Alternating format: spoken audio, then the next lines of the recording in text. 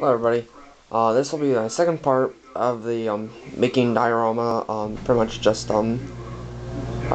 videos and just a little bit on how to do it. This one's basically on farm dioramas, farm displays, layouts, whatever you want to call it. And so basically, our next step is I'm not quite sure exactly about all I went over in the first video, but basically, you want to figure out about pretty much how big of a farm you want. If you want a big dairy farm, just a field farm, or a farm with, say, a few beef cows, or a really big dairy, or again, just a big farm that just does fields. If you want to be 200 acres, 250 acres, 1,000 acres, etc. Mine will be based about 1,000 acres, maybe, or probably be a little less. But so, what you want to do though, after you figure out, you gotta figure out your equipment. I like to do that before you do your display, because it just makes a little bit of your display easier, I think. So you can probably also do this, construction equipment, construction dioramas. I'm not quite sure about that. So what I like to do, I like to go to US Farmer, Tractor House, or a Fast Line, pretty much Tractor Trader book.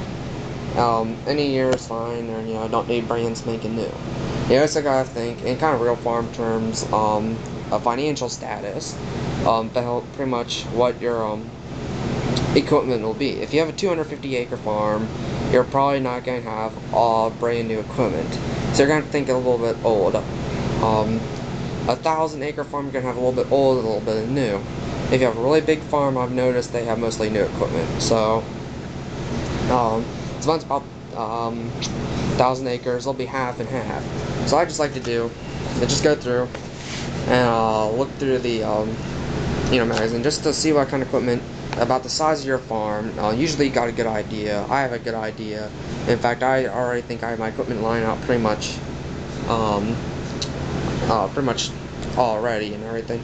I'm still changing stuff. You will be changing it a lot. You'll probably be really lucky if you keep it the exact same as what your first plan will be. If you want to know my equipment lineup, just let me know and I'll make a video of my equipment lineup. So basically just want to look through. Basically I need tractors, probably from a 75 horse to probably maybe 175 horse tractors. Are gonna combine, not a really big combine, but I don't want like a little 1480 International either.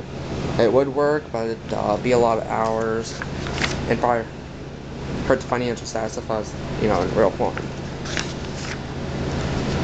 So, and you also gotta think what exactly you need. What size disc? Like I said, what size combine, planter, everything. So, let me just find something here to point out.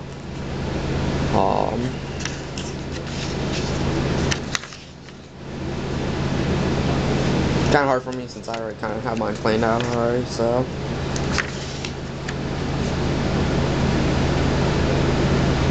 Alright, we'll do this, these two, actually, most of this here will work, pretty much.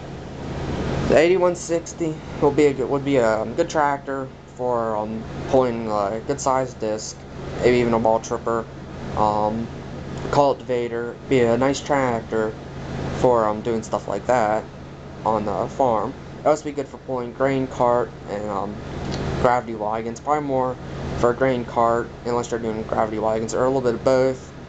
And probably that one there would probably be better for gravity wagons, because you're going to be more on road. Or you can go down here to the 2805 or the 7000 Allis-Chalmers. You can do that also for a large amount of stuff. Basically the same thing as that, but it is always nice to have a second larger tractor around. Now I also point out this combines.